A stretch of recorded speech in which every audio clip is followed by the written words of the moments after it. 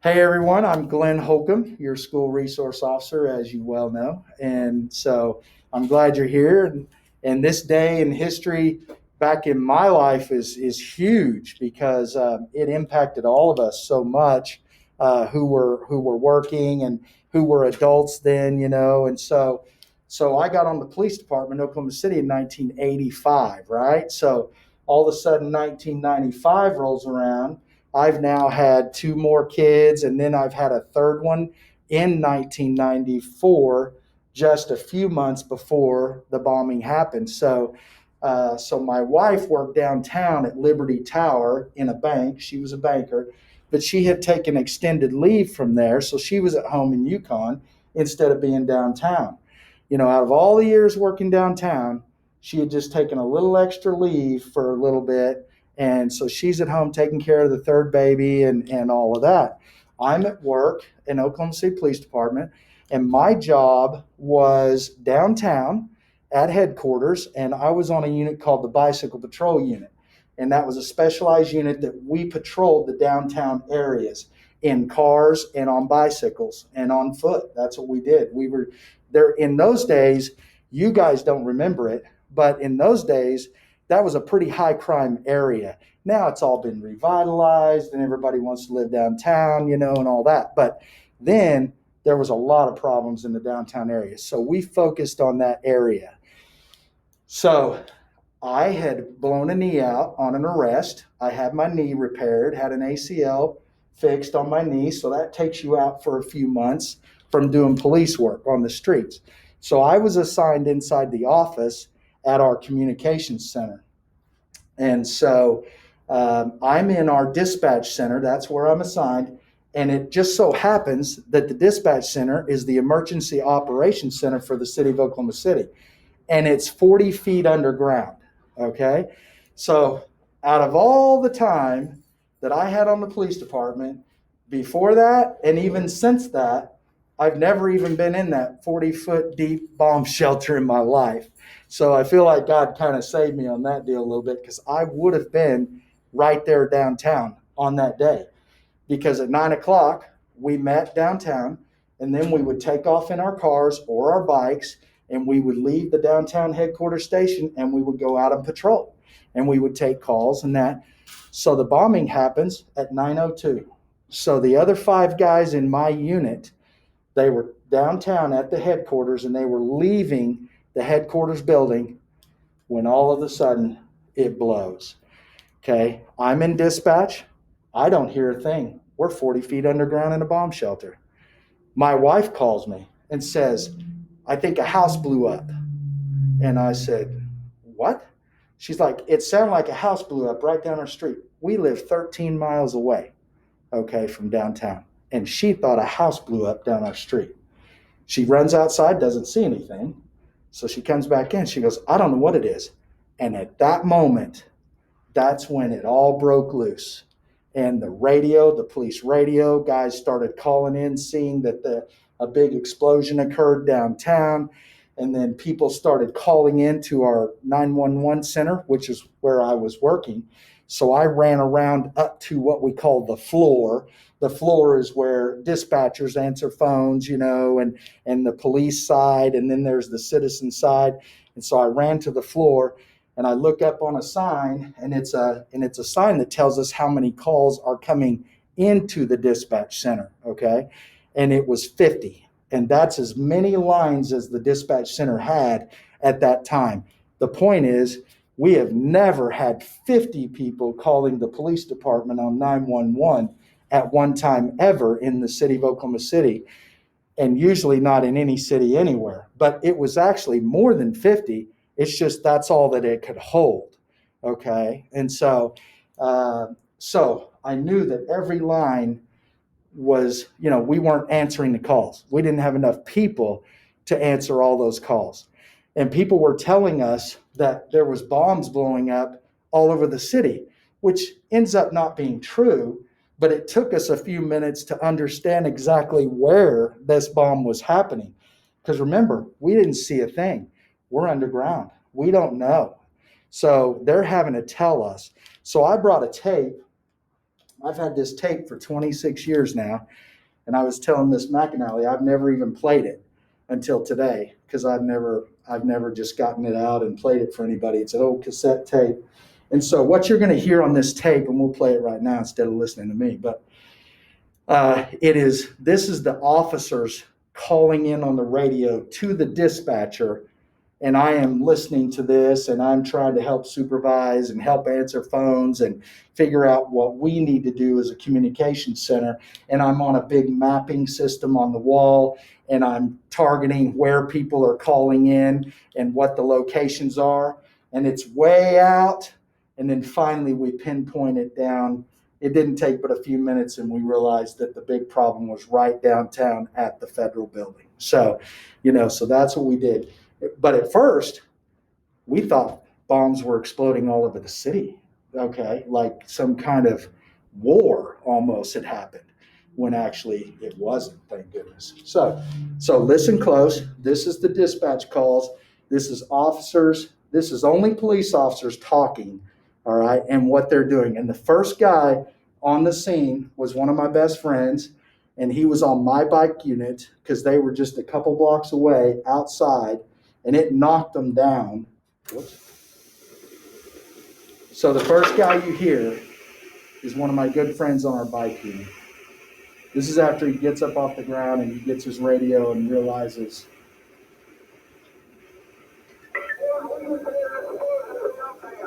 He says, headquarters, we just had an explosion downtown.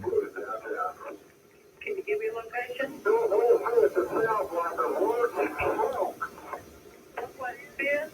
He says, Northwest 5th, it looks like, and there's a lot of smoke.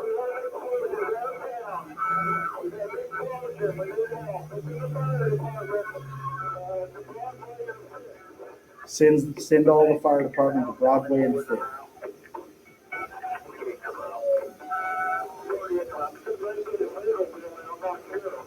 He says it may be the Federal Building, but I'm not sure.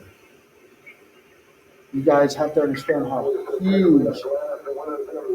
There's glass and windows everywhere. I think there was 27 buildings down there that had damage or something.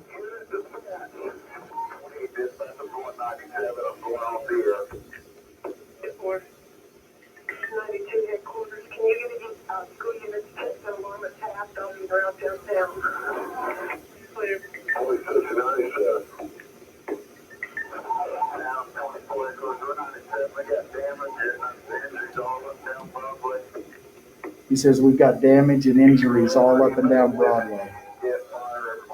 There's people laying around everywhere who've been hit with all kinds of rock, debris. Not everybody died. I mean, there's probably 500-600 people that got injured.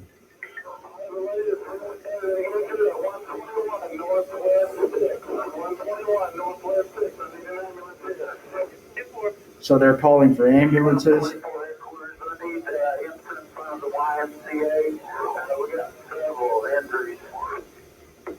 Little do they know at this time that they've got so many people dead and seriously critically injured. The kids in the daycare.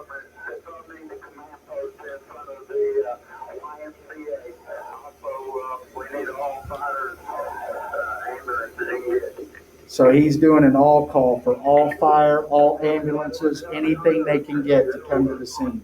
That's never happened in any city in the nation until this bombing.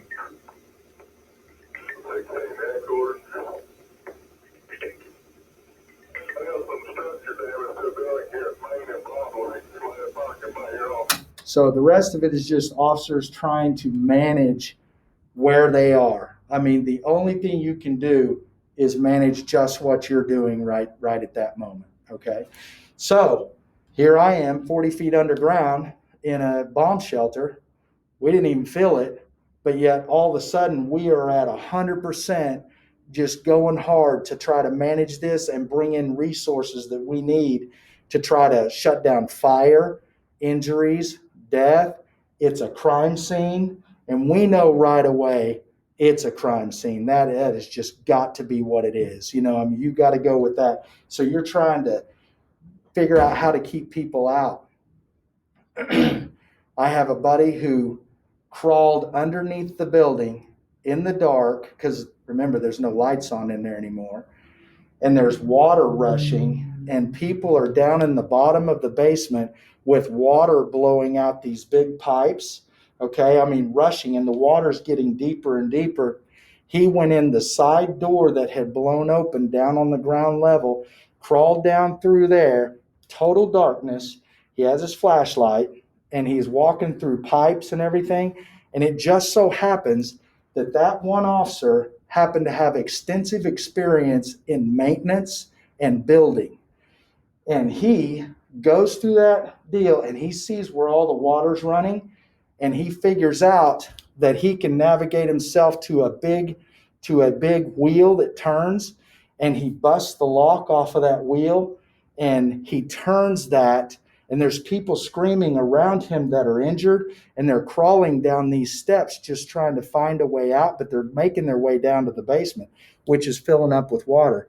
It gets to be about 2.5, 3 feet deep, and they're screaming and they're injured, and he's the only one with a flashlight. So he's yelling, "Come to my flashlight." He's turning the water off, literally gets the water shut off all by himself for that whole place, shuts it off, and leads about 25 people out that side door through the pipes underneath all the mangled material, and they all go out a side door, and they're all just barely injured. And then he just goes back to his job, just goes to his street, never tells anybody that story until just like weeks later. And so, like, he's just like, yeah, well, glad I could help. And I mean, he's literally a hero. And so he later got recognized a little bit for that by the chief once they read his report and stuff. So anyway, so that's what we did. And so my job then was to be in the command post, the communications part. I got released from the doctor the next day, but they wanted me to stay with the command post and work with that because I had experience in the communications area. And so I stuck with that for the next 17 days. We worked 12 hours a day. Nobody had a day off at the police department. We just went until they finally decided that it was finished, that the crime scene was finished, it was over, and now it went from crime scene to just a demolished building. And so once we got that was 17 days, and then we all pulled all of our, what we call it pulling the chalks, but that means uprooting, taking the command post back to its storage, finishing everything, and everybody back to their jobs.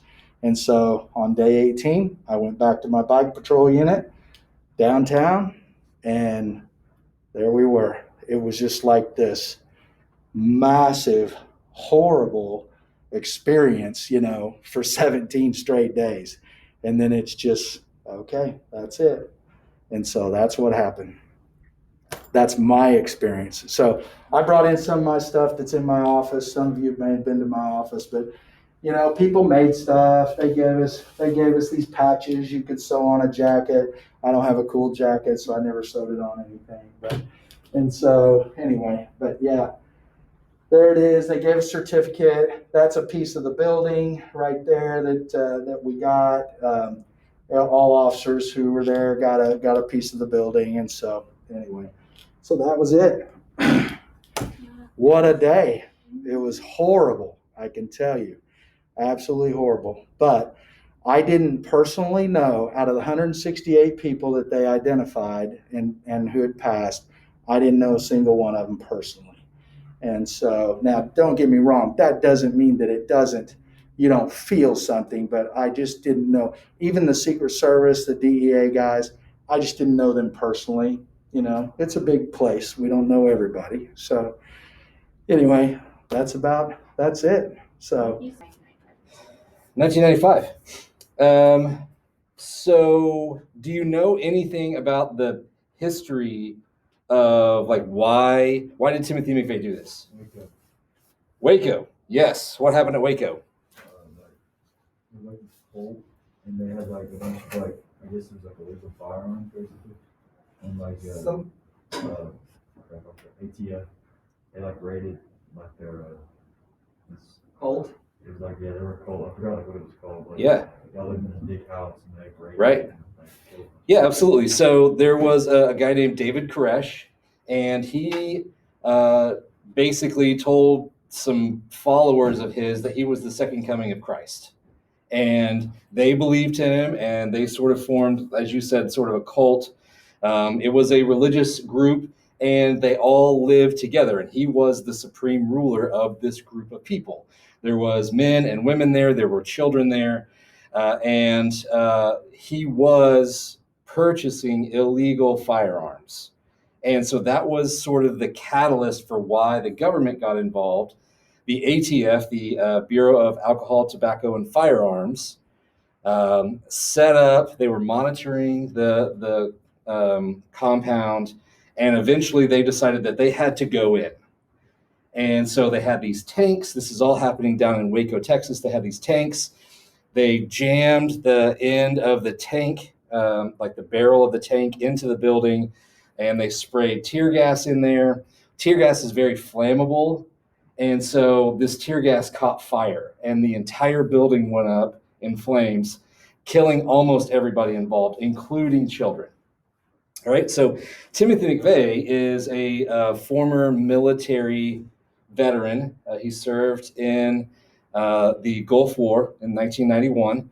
And so he was actually down in Waco because he saw this as an overreach by the federal government.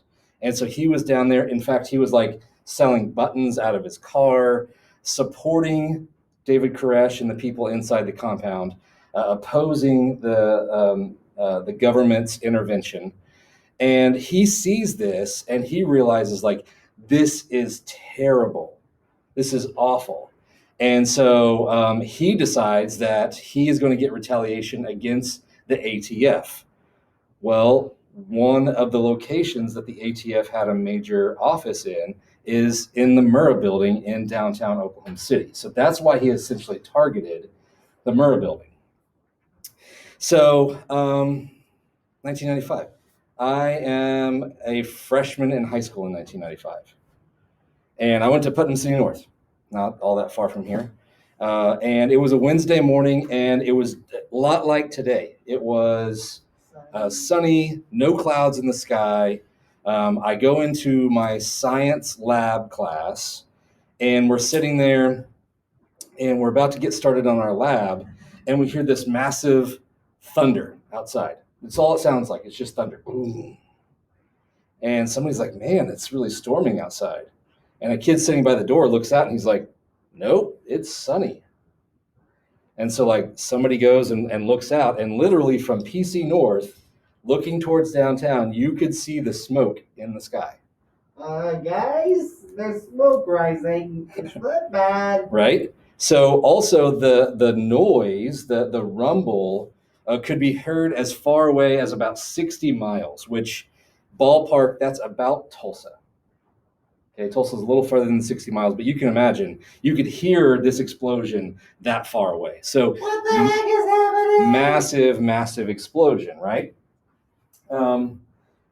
So the rest of that day was spent basically out on the football field because we kept getting bomb threats called in at our high school.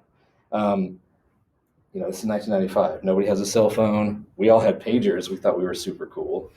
But, basically people, I don't know if they were calling older siblings or friends who weren't in high school or whatever, but there were people calling in saying, there's a bomb inside your school. Well, the school building, they can't take the chance of letting you stay in because they think it's a prank call.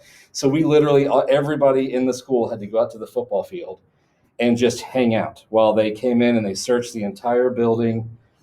We go back in, it's lunchtime. After lunch, boom, phone call, bomb threat, back out on the football field. But then in the days after, we didn't have this. We didn't have internet in the classrooms. We didn't have laptop computers.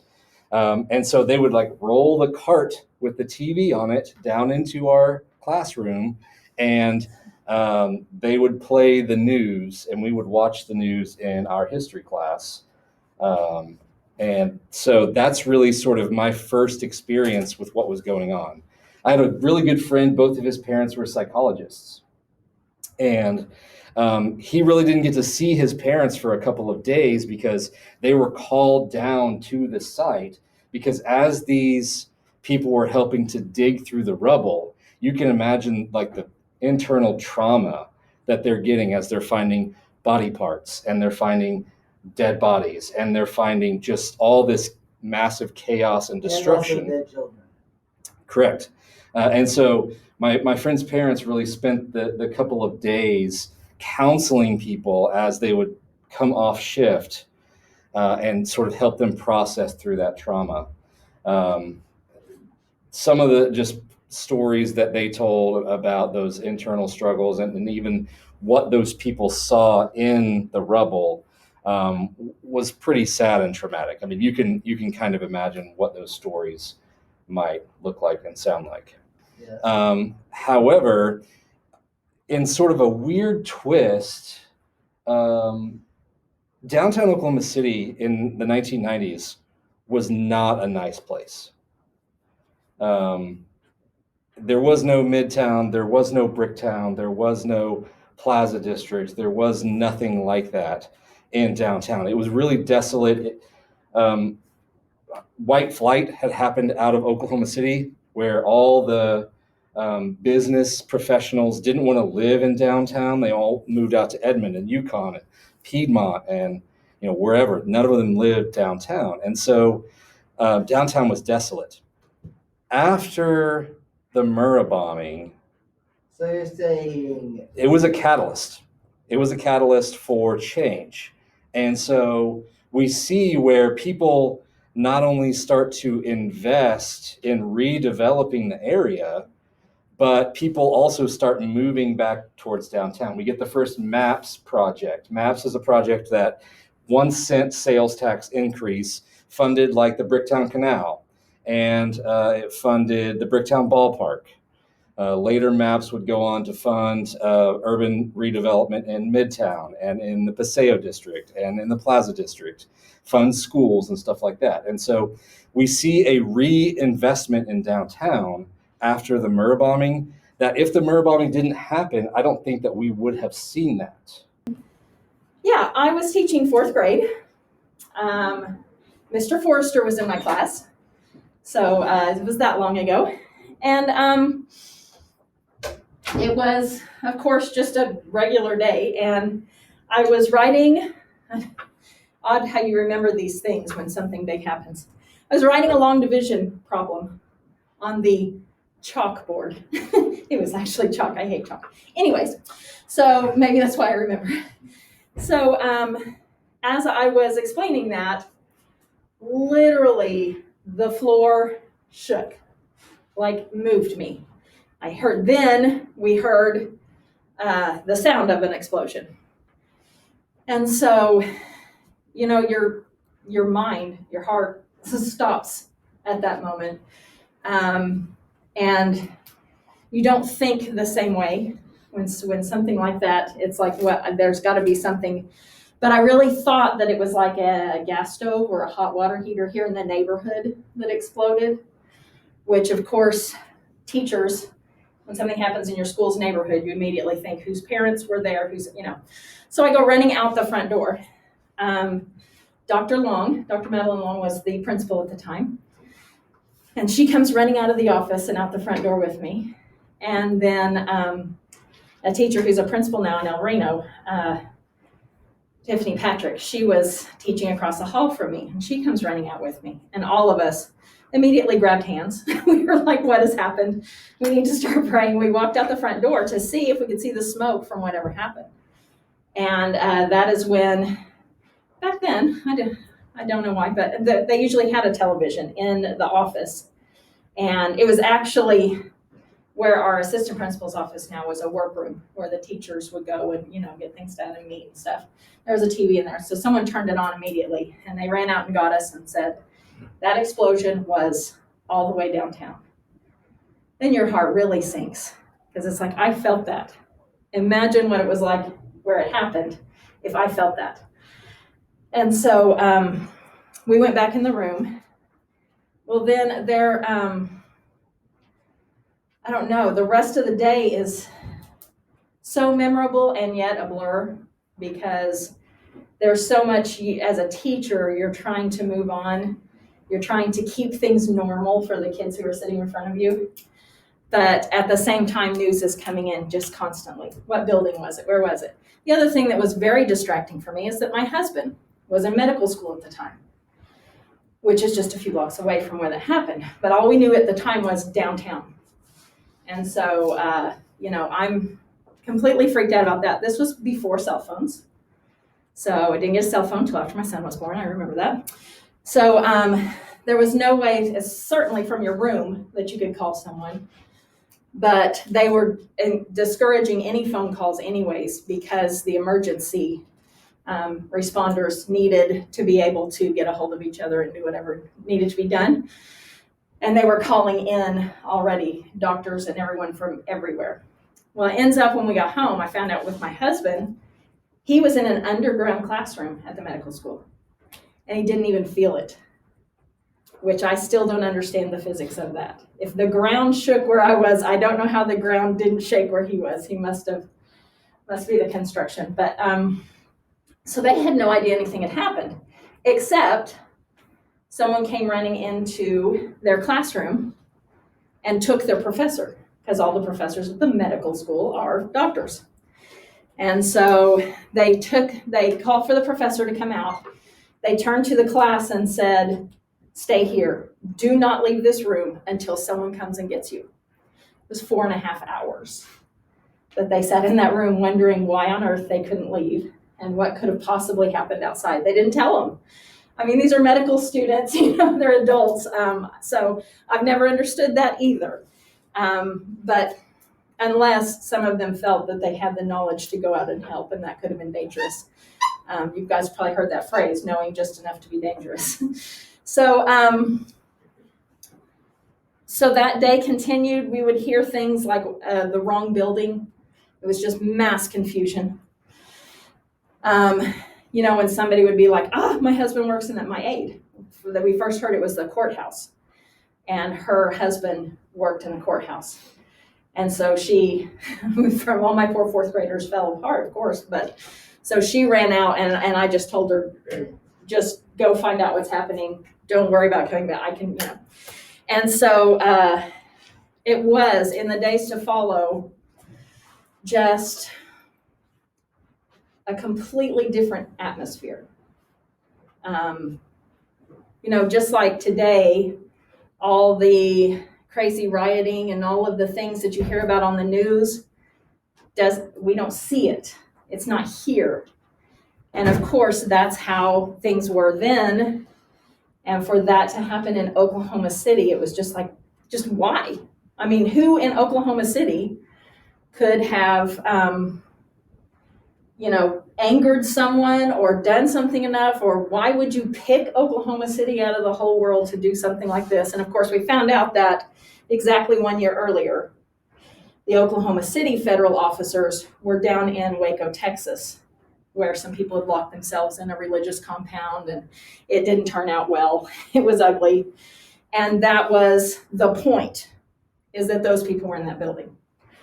Now, as details emerged, of course, of people we lost, which only one child in all of Bethany schools lost his aunt, and but it was an aunt that he lived with, and so that was really difficult to get him through that. But just the fact, there were all kinds of Bethany people downtown. But the fact that we were that shielded from it was amazing as the days went on. But, stories of rescues and of people from all over the world coming to Oklahoma to help. And any of them that they interviewed on the news, they said, this place is unbelievable. They said, I've never gone to help anywhere where everyone is so willing to do anything they can to help. It's not people, one agency getting mad at another because this was our job and you did it, or this was your job and you didn't do it. They said everyone is just whatever we need to do to help. I do also remember the first time driving downtown, once they got things cleared out enough, and had not demolished the building yet, and just seeing that in person.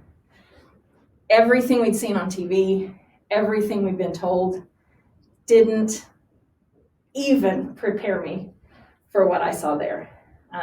Just the thought that that building was full of people, and now half of that building is gone. And and of course the most difficult part was the daycare. There was a daycare in the building. And for me, that was incredibly sad. But then to find out that he'd been in the building, and they had him on security video, he had been in the building, he had looked around, and he knew that was there, and he knew it would be affected.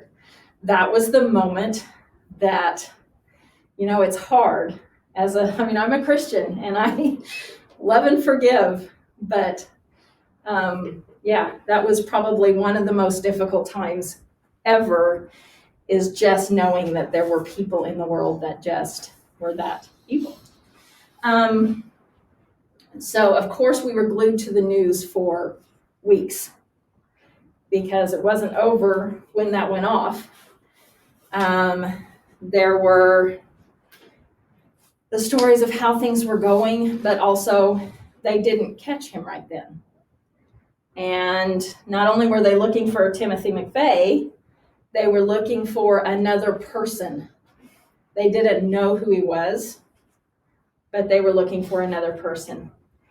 And I will tell you this, that person was seen because it was by a friend of mine who was asked to move his car.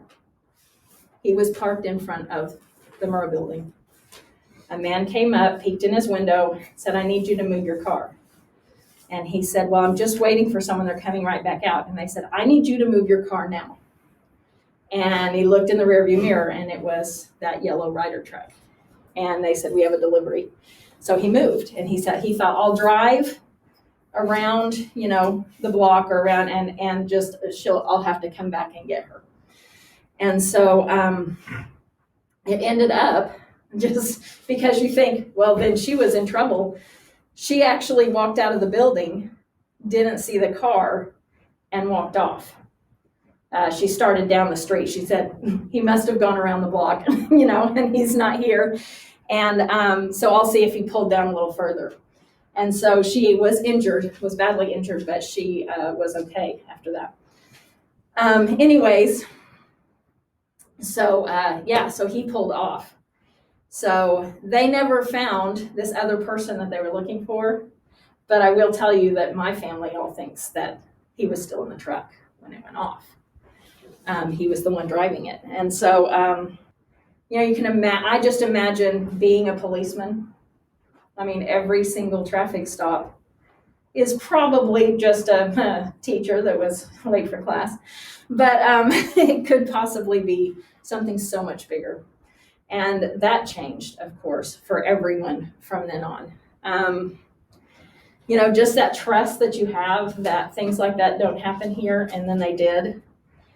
But the fact that so much good was able to come out of it, of course you would rather it never have happened. But the fact that the entire world's eyes were on Oklahoma City, and they saw what it looks like when a community comes together, when a community cares about the people that are around them, when they're doing so much to help, but also so much to help those people who had lost someone. So there were other stories that came out. I had another friend who, I live here, so he was working across the street, and his desk was sitting this way, and to his back was like a window wall, like some of those office buildings have. He was supposed to be at a meeting in the Murrah Building at 9:00, and he was late. And he jumped up to leave for the meeting, and just as he's starting to go, it goes off at 9:02. He was thrown to the wall. The window broke. He was thrown to the wall. His desk was thrown to the wall, but it landed, like he's laying here, it landed this way where it was up against the wall. and all of the glass that came flying afterwards hit the desk and not him. So not only was he not in there, but that was a total just insane miracle, that the way that all of that happened. And there's just so many stories and so many things, but probably the hardest part about it was just to find out, one, that it could happen here, and the other, that someone was just that evil. Their heart was that dark. And, to know that they were here, even in America, because this was before 9/11 or any of that. That was the first thing that really happened, not just in Oklahoma, but in the United States, that was that big of a terrorist attack. So through that. But I will tell you, if you've never been to the memorial, I had never been till last year. I didn't think I could handle it. It's incredible. It focuses more on the stories of the people afterwards than the event. Of course, it has the event, but yeah, it focuses on how people came together, and it's just beautiful. And I had a guy from New York. I was at a conference, and the guy teaching it was in the subway in New York City during 9/11.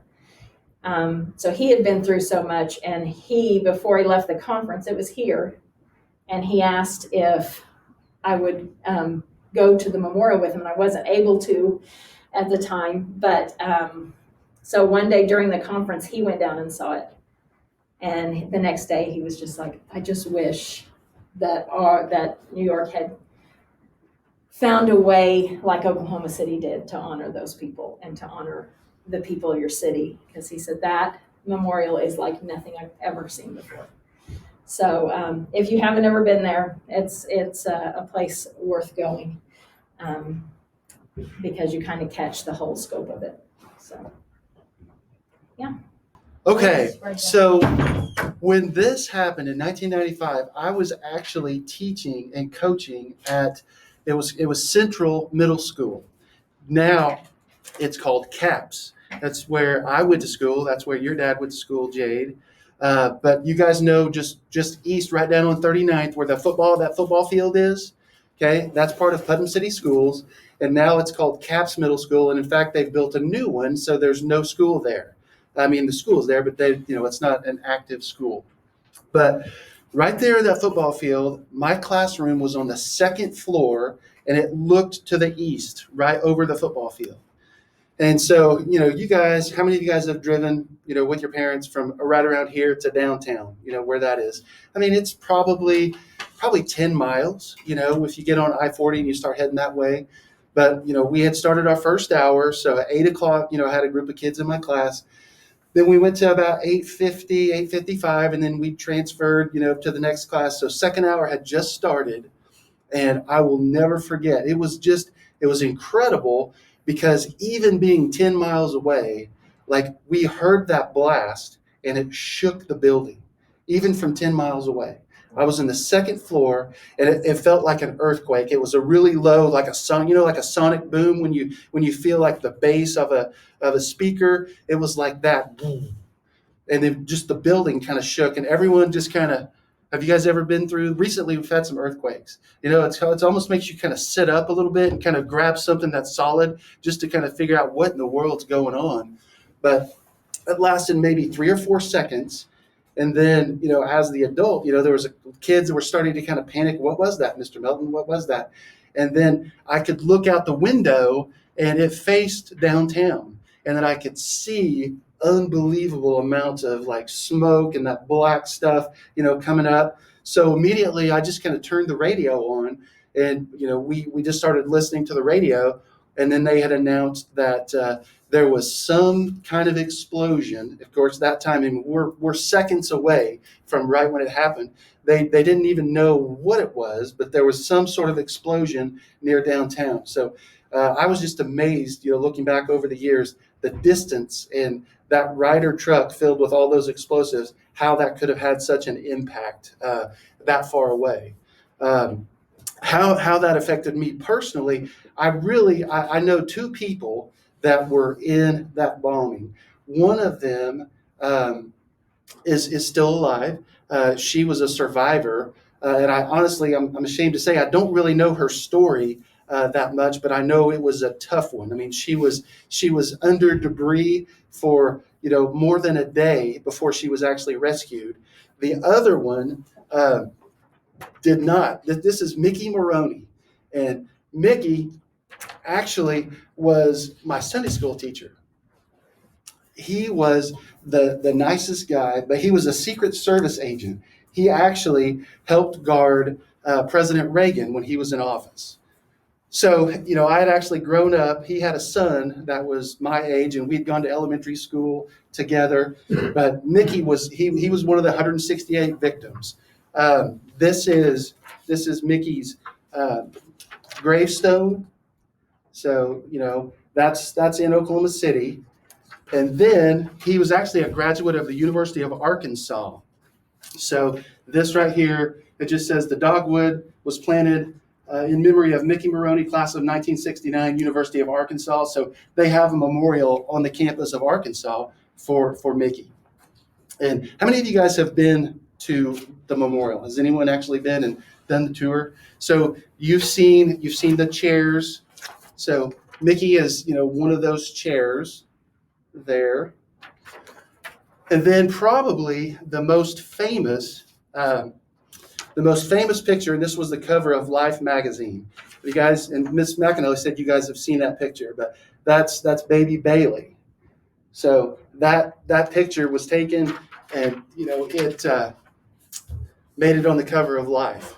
So that just the horror and just seeing a baby that age. I mean, that was kind of the most horrific. Does anyone have that picture in any of the papers or anything like that? Someone has the Life magazine. Somebody has that? Okay. Okay. That's the small one. Is that it, Nick?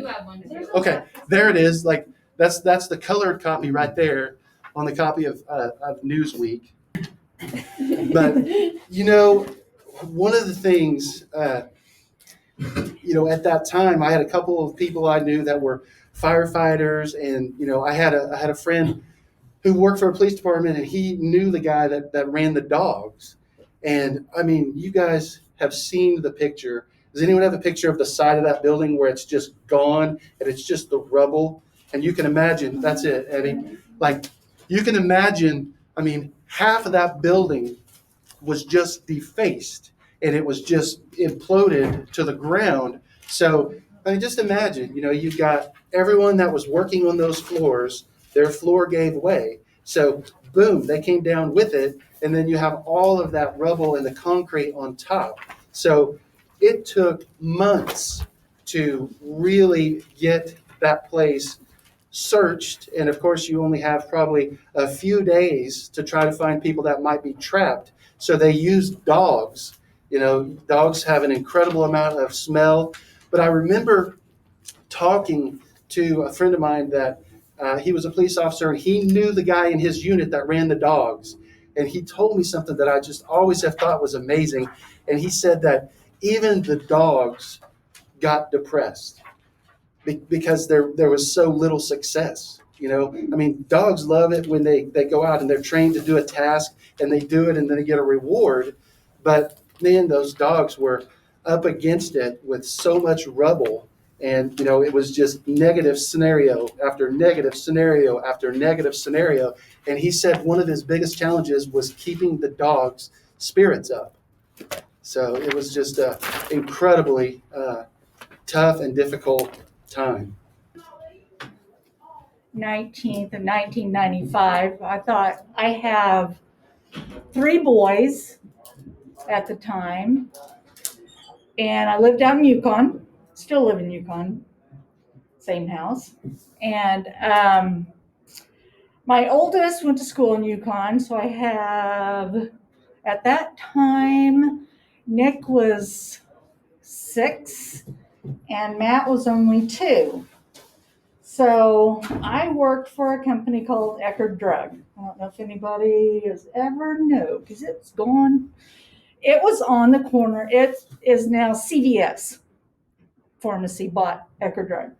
But it was it was at Northwest Expressway in Rockwell, which is now a Target is there. But there was an Ecodrug in there. So I'm 12 miles from downtown, probably.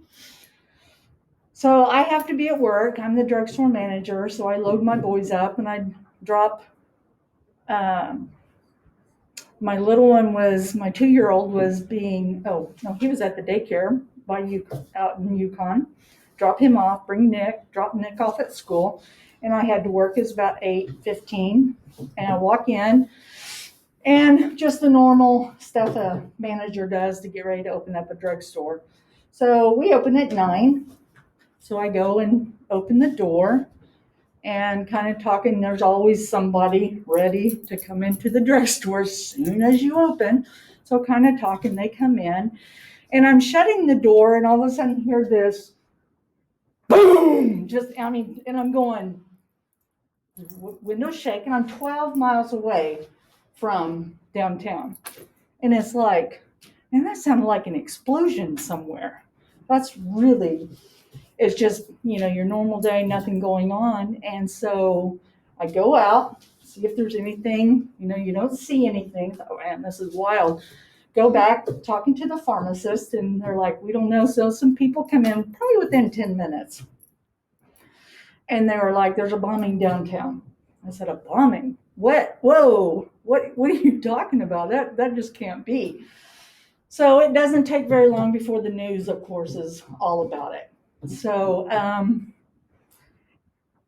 working and trying to find out things, as people came in, they were just like, some people had heard about it. Some people said, hey, what was that noise? What's going on?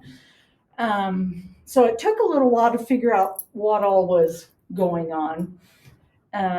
They didn't know who had done what at the time yet. They were just showing pictures of overhead looking down at it. And you're just being in the same city, being 12 miles away. It's a very surreal feeling of, oh my gosh, that actually happened here. There is a bombing. There are people buried underneath all of that. So I get home. I'm just thinking all day, I don't know anybody that worked down there. But they didn't know any information that very first day. You get home, I pick up my boys, we go home.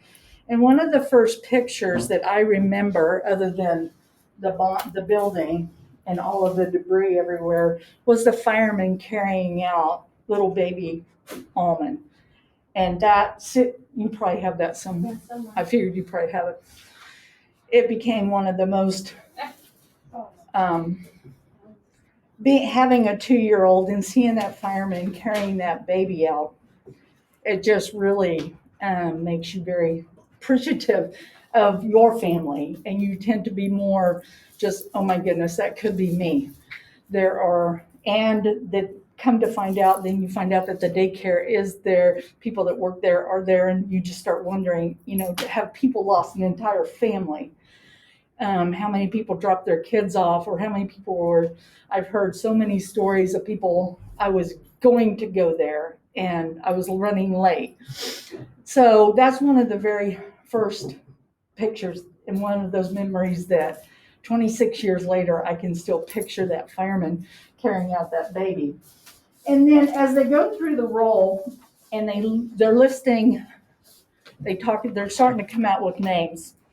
I went to church with a family, Mr. and Mrs. Chafee, and they're an older couple. And we find out their daughter worked there. And of course, they're not notified yet. They have no idea. They just know they haven't found her yet. So it takes a little while before they find out that she was in the bombing and she did die. So just to give you a face, this person I knew, not knowing, and I knew her grandparents. She had 2 children at the time that she died. One little boy was only 2, and he actually came to school here. His name was Nick Chafee, and another, his her daughter was Misty. And so automatically that day turned into they lost mom, and dad really struggled. So the grandparents raised the boy and the girl, Misty and Nick. So it, and then every time you see them, all you can think about is, man, her mom went to work that day, dropped her kids off, said bye, love you, whatever, and went to work, and then they never saw her again. So just to let you know how it is, I mean, wasn't really part of it, but being in Oklahoma, there's just something about being in Oklahoma and knowing that happened in our state, and whether we know somebody or not, those other people I did not know. But when you go down, have you guys been down to the memorial? And yeah, and just seeing those chairs there and the remaining of the wall that's there, and it's just, you just go, it really did happen. I mean, it does not seem like that could have happened, but it's just one of those times I don't think I'll ever forget just the depth of what it was like seeing those pictures and knowing that could have been my family. That could have been, my mother, my grandma, my child. And I don't know how to make it important to you guys, because it's such a 26 years, you're like, I don't, it's the same thing. Let's see, you guys weren't even here when 9/11, man, so much has happened. I went to New York to the 9/11 memorial, and I could have spent probably days there just seeing everything, and that was on a grander scale than ours, but our building being the very first one, is just, don't take life for granted. Just really stop this happened out of the blue. 9/11 happened out of the blue. I mean, we just don't know. We go to school and we think we're coming home. So just love your family, and just know this was an amazingly horrible thing, but so many good things came about it. I really feel like Oklahoma as a whole, they keep saying we all came together. I mean, they did. People went down, they dropped off bottles of water. They brought, those firemen and all those emergency workers, they dug in that debris for days trying to find anyone. And it went from rescue to recovery, which was very sad when they said, we just, there's no one left alive, and we're still having to find bodies. So it was so neat to see how so many people just stepped up and wanted to make sure all of those emergency workers had anything that they needed, food, water. They just going down there, people would go down there. I didn't go down there. I was just like, it's overwhelming for me. It was very overwhelming for me being that young. I was 36. To me, that was young then. And just knowing that could have been my family, pretty overwhelming. So just read about it and know that it affected so many people for so long, and still does, that the reason why we talk about it today is because we don't want to ever forget. We don't want to forget those people that they just went to work and didn't come home. So that's all I have for you. So anyway, I was a teacher in Putnam City Schools, and I didn't have any kids yet. And I remember hearing, like, we could feel it. We could feel the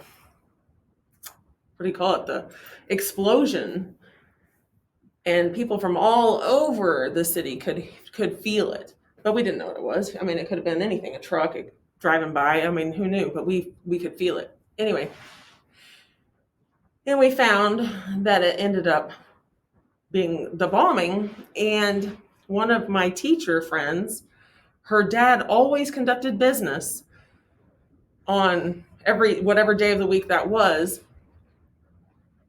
at 9:00 at the one of the buildings that's right there. And she, just the anxiety that came with that was as close to a personal experience that I had with it, because I didn't know anyone who was affected by the bombing, but just the anxiety that she had. They couldn't get a hold of her dad for what seemed like eternity. But what he had just stopped for coffee and didn't. He was supposed to be there and he wasn't there. And stories like that always, if that ever happens to you, people always say, why was I spared? Why did I stop and get a cup of coffee and they did not get a cup of coffee? So that's always a hard thing for people to process during losses. But the biggest thing, and I'm sure because you guys have been studying it, the biggest thing to me was the babies, the littles that you just saw them being held lifeless. Like you shouldn't see kids. You should never see dead kids, right? Like that's just not something that anyone ever expects to see or hopes to see in their whole life. And that was very jarring to me. That changed me. And I realized that I stand up for things. Absolutely. And I think you absolutely should stand up for things. When there are injustices, if nobody stands up for them, then nothing's going to change. Nothing is going to happen. I have that book. I bought that book. Yeah, I have that book. Anyway, sorry. So you absolutely should stand up for things. But I don't. I cannot make sense of standing up, thinking in your mind that standing up for something that you believe in requires massive deaths of people who are completely innocent. Like I don't get that. It was a crazy act of God that they found them, that they discovered who it was. That police officer or state trooper that just happened to pull him over. Like that is craziness. Otherwise we would never, how would we have ever been able to find it? I don't know.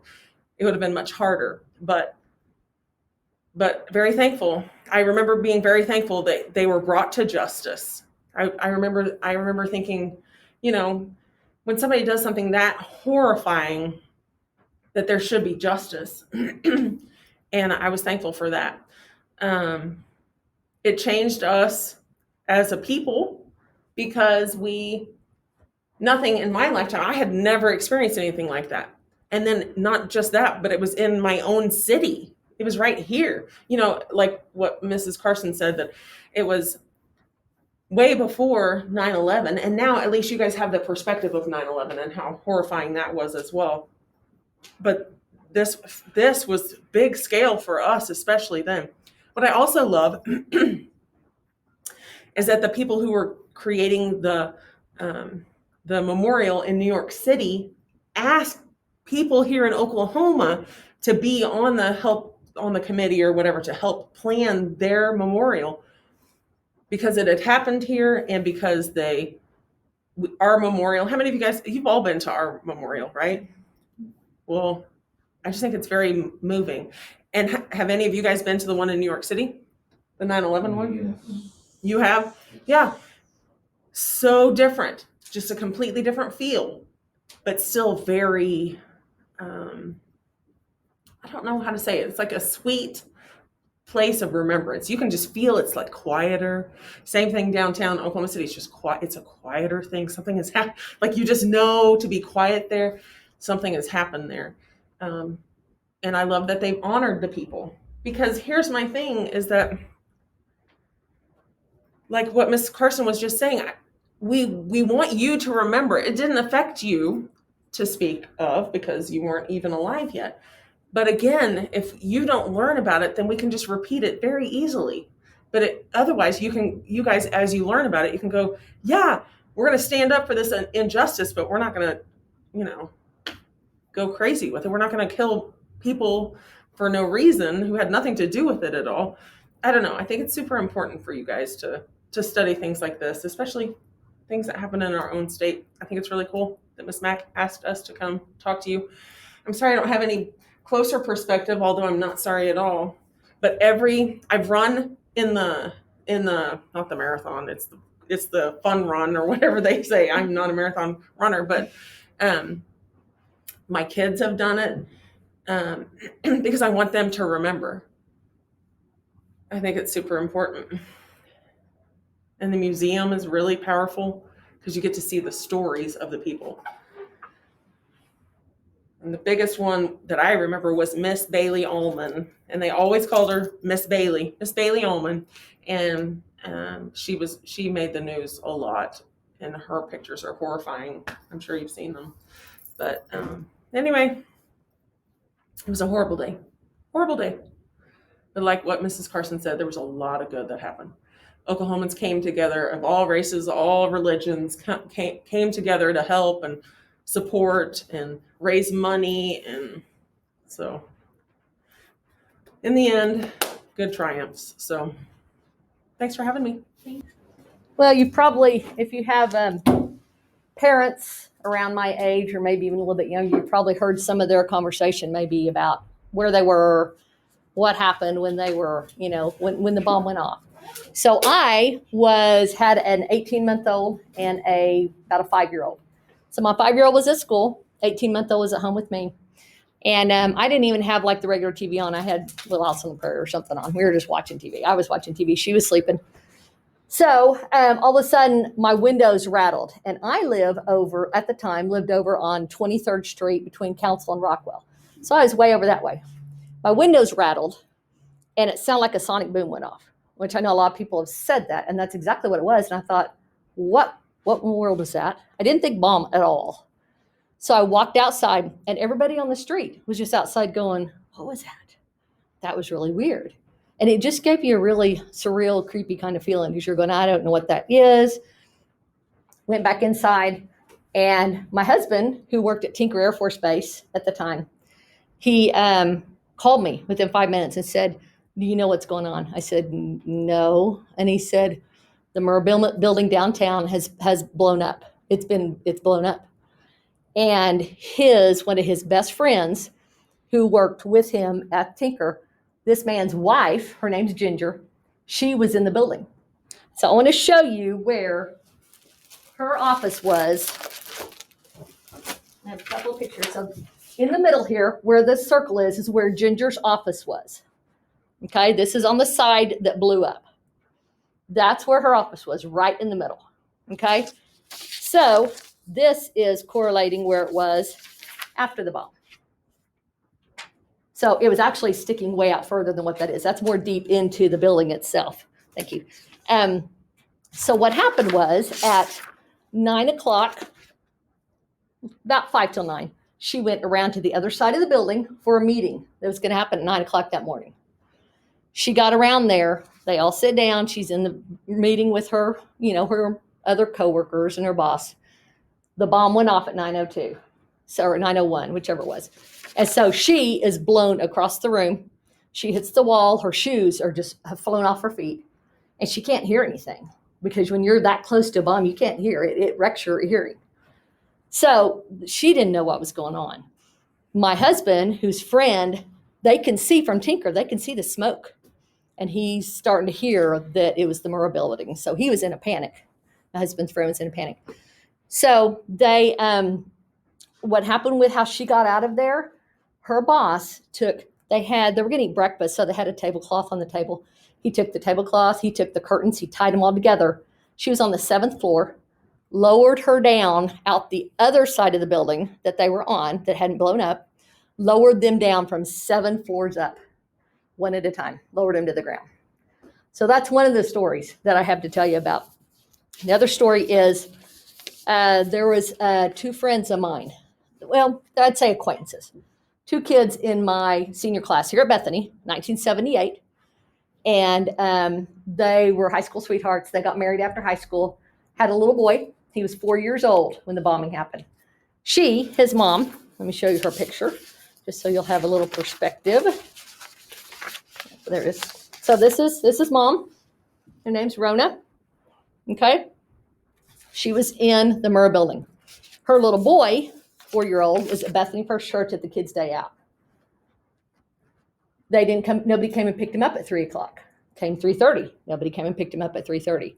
Came 4:00 and nobody picked him up. They started, they're making phone calls. Finally, an extended family member came and said, "We don't know where mom is. We think she may have been in the building, and we don't know." So they took him home.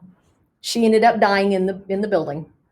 And at our 20-year reunion, she from this school, she was the one picture that we had up of the first person in our class that had died, was from the Murrah Building. So now this little 4-year-old boy doesn't have a mom anymore. He ended up going to this school. He became a great football player here, and he was a good kid. But boy, I tell you what, his daddy struggled with trying to raise him. This is him. His name's Nicholas Chafee, and he ended up being okay, but he was without his mom because of what happened, and it was hard. It was hard for the family, really hard. And another story I want to tell you about. It's all written down here. Hold on. Another story was my sister. My sister, who was just getting ready, was going to be married like a month later. So she had gotten a traffic ticket. So she's downtown at the courthouse. She at the time drove this little tiny red Miata. So she goes and pays her ticket at 5 till 9, hops in her car, jumps up on the I-40. Just as soon as she gets up on I-40, the bomb goes off. Her car was so little, it threw her car 2 to 3 lanes over. It just picked it up and threw it. And she was from I-40 to where that building is, which is quite a ways. Threw her into the several lanes over, and she's going, "What was that?" She looks over and she sees the giant plume of smoke. She remembers her fiance works just a few blocks down from there. So she's a little bit in a panic, not sure what's going on. She gets home back here to Bethany and can't get a hold of him for a long time. Well, what happened with him? He was working a few doors down from there, a few blocks down, and all their windows all of a sudden just exploded in their building. It was I think it was just a 1-story, just all the windows exploded, all the glass. So he gets out, and everybody's going, "We don't know what that was." He gets out, he goes walking down the street, and he said the trees, I don't want to be too graphic, but he said the trees had a lot of parts in it. I mean, the trees were covered with people. And he said it was so shocking and devastating for him because he was going, he was in shock. And by the time he got back to Bethany, he was white as a sheet. And he was just like, I don't really know what's just happened. So it was right before their wedding. We were getting ready to have their wedding shower and stuff like that. So all of that overshadowed kind of what they had going on with their wedding and stuff. So this whole thing affected, it was just a ripple effect. It affected so many, many different groups of people. Another friend from our church, named Randy Swanson, he worked in the Journal Records building, was on the phone with his wife at the time when this happened. All of a sudden, the phone goes dead. They're in the middle of a conversation. Phone goes dead. She starts calling. Of course, when things like that happen, the circuits are all overwhelmed. So you couldn't get in, you couldn't get out. Randy I can't remember if he was unconscious at the time or what, but it blew him around in his building because the Journal Record was really close to the Murrah Building. So it took many hours before she could reach him, and she really thought he was dead. So by the time she got hold of him, she was a wreck, So those kinds of things of people not being able to reach their loved ones was really terrifying, a really, really scary moment for many, many people. And I just remember that first Sunday after we came back from all that, after that happened, at church. He was there, Randy was there. And I remember him just sitting there, just shaking his head and just going, I can't believe I survived this, because so many, many did not. Another thing I remember was that my dad, I grew up in a funeral home, which is really strange. But my dad was a funeral director all the time I was growing up, and we lived on the second floor of the funeral home. Well, my dad ended up getting, at the funeral home, several of the little children that had died. So here he has 3 daughters and grandkids, and he's having to take care of these little babies and these little children that have died from the bombing. And he really struggled with it for a long time, even though he'd been doing all that kind of stuff his whole life. There was something different about intentional. Somebody intentionally did what they did. And so it was really, it was a hard struggle for him as well. I stayed at home with my kids most of the time. After that, I sent Jeffrey, my oldest, to school. My next one down was too young to go to school, but I remember the TV being on nonstop. I couldn't turn it off. I sat there glued to it for hour after hour after hour. And what's so strange is that's the same thing I hear from everybody that was involved with that. You couldn't look away almost. It's kind of like a gruesome thing you see out on, a wreck or something. You just can't look away. Well, this thing went on for days and weeks. It seemed like weeks. We'd be watching it, and I'd be videoing. Are they going to find somebody next? Will they find somebody alive today? And then you heard the stories about, you'd hear them talk about how they would see a hand coming up and somebody waving, and they'd go in to get them out, and all of a sudden there'd be another bomb scare. And so they'd make everybody leave. And so these firefighters would have to leave these people underneath the rubble with them screaming, "Don't leave me, don't leave me." And they would have to leave. So the firefighters really, I know they struggled with all of that. And I found a magazine just out in my shop that I didn't even remember I had. It's called Oklahoma Today. And I don't know if you guys know Brighton Schmidt. His dad is right in the center here. Right here. That's his dad. He was a firefighter at the time, and he was a part of all the ones that went in and got people out. And it was a rough time, because the firefighters were working days, nights, weekends. They're doing everything they could to get as many people out as they possibly could get out. I wanted to read a couple of things from that magazine that talked about these firefighters. And this was, what they did was they honored those firefighters in this magazine. They do like a person of the year type deal. This time they decided to do Oklahoma City Fire Department of the Year. So this is what they said. In a year of untold acts of kindness and courage, of heroism and self-sacrifice, one group seemed to epitomize the goodness of heart that helped Oklahoma City, indeed the entire nation, weather the horror of April 19, 1995. Their valor, combined with the precision of their response to the crisis, actually inspired their peers to coin a new term in rescue, one that has become a household word among firefighters and rescuers the world over. It's called the Oklahoma Standard. And you may have heard that on the news, people saying that's the Oklahoma Standard. This is where that phrase began, was with the Murrah bombing. Because firefighters created this thing of, we're going to help no matter what. No matter whose department this is, we're out to help.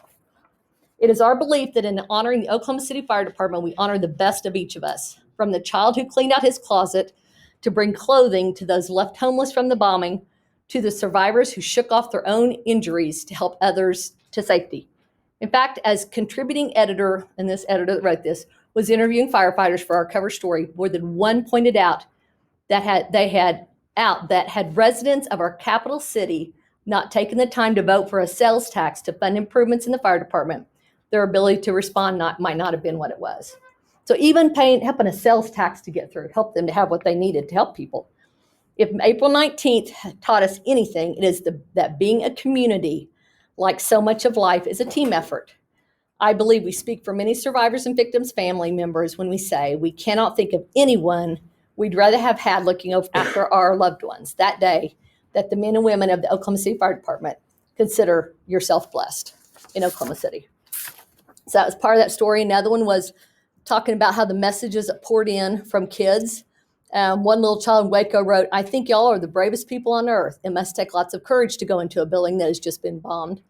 Another from Wisconsin wrote, "I can't even imagine how sad it was to see all those people hurt. I hope you can get over this terrible incident. When I grow up, I'd like to be a firefighter just like all of you." So I know that there are a lot of firefighters that came out of this. A lot of little kids just went, "I want to do that. I want to help." And so the firefighters were something that were very, very important. But people in Oklahoma City were amazing. It was like nothing you've ever seen. People came out of the woodwork to help. My cousin and I, she had a little girl too, so we would take our kids in their strollers down there. We took them down there one day just to see all that was going on. There were thousands of people down there helping. People bringing water and food. The fire department said that food was pouring into the fire stations, helping the firemen to get, help. And people would come and do like back massages and just stuff to, give them pillows and blankets so they could rest just for a little bit, because they were working sometimes around the clock without sleep, and they were so exhausted. So that was something that was really, really important, was that our community, the community in Oklahoma City, came together in a way like no one had ever seen. And the one last thing I want to show you is this sign. I don't know if you can see it very well, but it's in New York City, and it says Oklahoma, New York City Cares, right up here. This was on in Times Square. It stayed in Times Square like that for until the end of May. And a lot of communities, a lot of signs all across the country, in small towns and big towns in New York City, talked about Oklahoma City because it was so devastating. Nothing like that had happened in our country ever.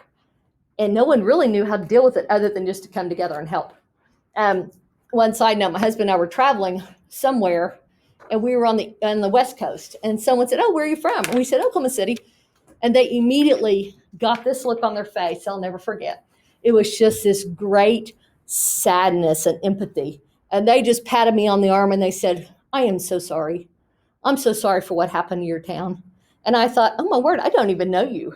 I don't know you, but you have such empathy for what we've gone through. And so that was something that you guys haven't seen just because you weren't born yet. But I tell you what, this community of people, and by community, I mean Oklahoma City, is a group of people that help others in a way that wasn't there really before, that we knew of. We didn't see it because it didn't have to be there, I guess. But it was incredible to watch all the help that came out of the woodwork. I mean, it was everywhere.